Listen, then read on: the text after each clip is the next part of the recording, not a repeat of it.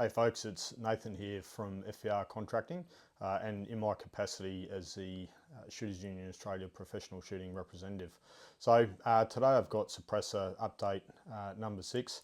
Apologies, it's been a little while since I've done a update video on the suppressor situation in Queensland, and that's because there's been quite a few moving parts, and we've essentially been allowing those bits and pieces to firm up before providing an update. But I think we're in a position now to highlight where we're at, both good and bad in terms of the process.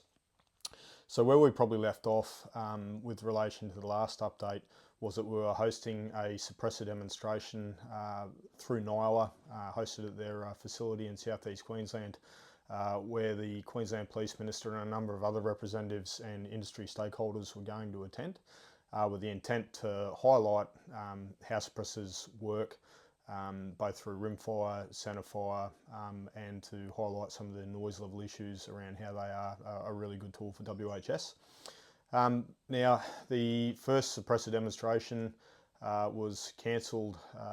We're not sure by who, but presumably weapons licensing, with the discretion of the Minister less than 24 hours out.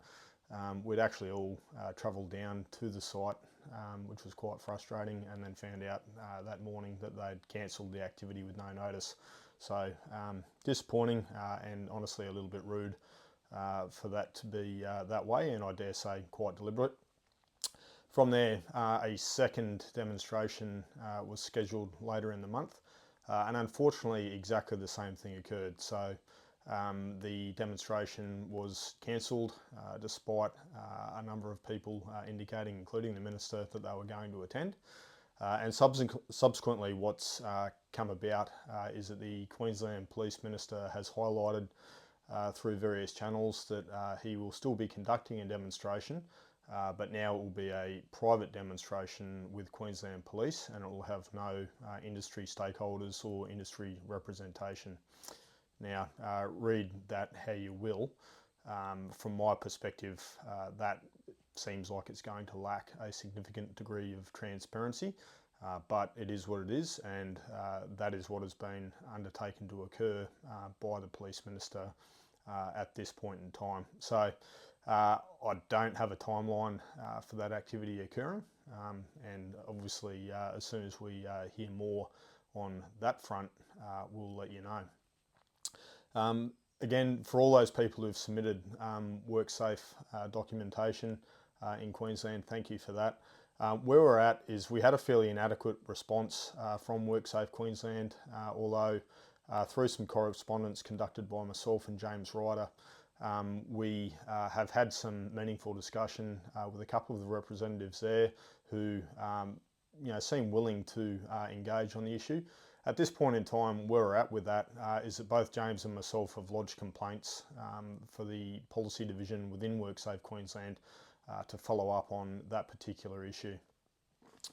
In terms of other activities we've undertaken so far, so we have just had Nick Demetto, who is the KAP member for Hinchinbrook Shire, lodge a question on notice through Parliament for the Queensland Police Minister to identify exactly where the process of bringing suppressors into Queensland is. And again, just a refresher on how simple that is. It's a minor change to the regulations to move suppressors out of Category R and put them into any alternate category, whatever that may be. Now that could be any category, it could be A, B, C, D, any of those are suitable, but probably given the context of where we're at currently, we're most likely looking at Category C. So we'll await for the response from those questions that have been asked by Nick Demetto through Parliament, and I would take it that we'll have some form of response there within the next 3 weeks, as there's 28 days to respond, and they were lodged around a week ago.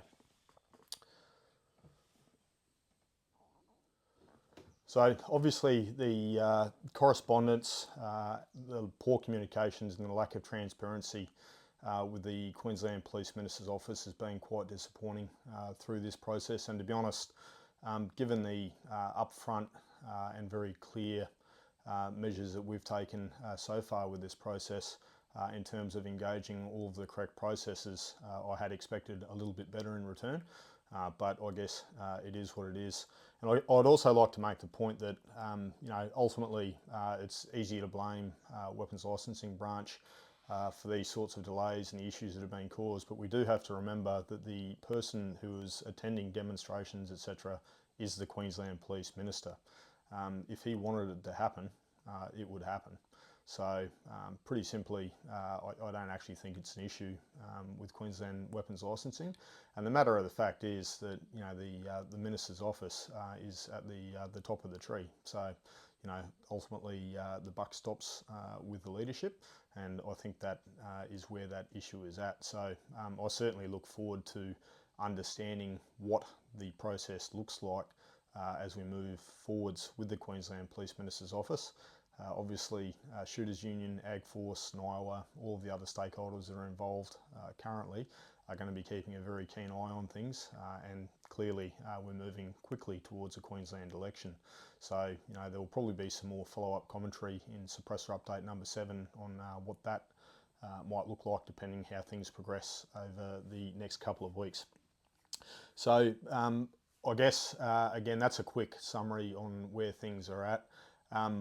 What next is the usual question, and again, thanks for all the correspondence I've had so far. So there's been a lot of emails, a lot of messages, a lot of phone calls from people asking where we're at on this particular issue. And again, I apologise for the slow updates.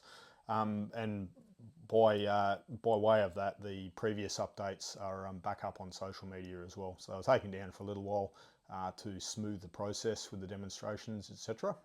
However, given that none of that actually went ahead, they're all back up again, so you can feel free to have a look through those.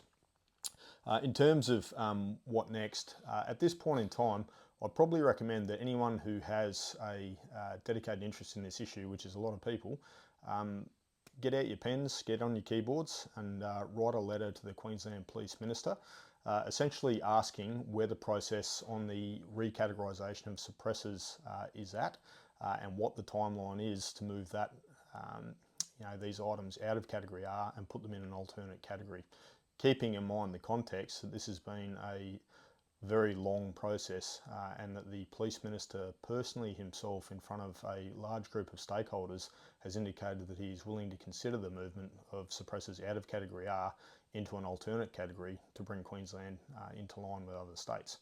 And again, most other states and territories in Australia already have suppressors in suitable categories or permit systems in place whereby they can be used by primary producers or professional shooters as the situation may be. So I'd recommend that you write to the Minister's office. It's as simple as Googling his office details and request an update on the process. Should you receive anything meaningful through doing that, by all means feel free to email me or get in touch. But yeah, it'd certainly be helpful for the Minister's office to understand how many people are interested in following up on this issue at this point in time. In any case, I'm not going to provide any more commentary on my opinions on how this has unfolded to date. I'm not particularly satisfied with some of the processes that have been played out, but I guess it is what it is, and we'll just continue following up as we move forwards to getting some resolution on this issue. And have no fear, there is no intent to slow down or to take the foot off the pedal in terms of dealing with this issue. We still have excellent support out of Ag Force and some very, very interested stakeholders. And Shooters Union will continue pushing this issue as well, because again, it's a very soft change and it's a very sensible change to bring Queensland into line with other states and territories. In any case, if you have any questions, feel free to ask. Just whack them in the comments. I'll answer where I can. There's not a lot more detail than that to provide at this stage, but I will undertake to provide updates on a more regular basis. Anyway, thanks for watching, and yeah, stay tuned. We'll keep you posted on how we track. Cheers.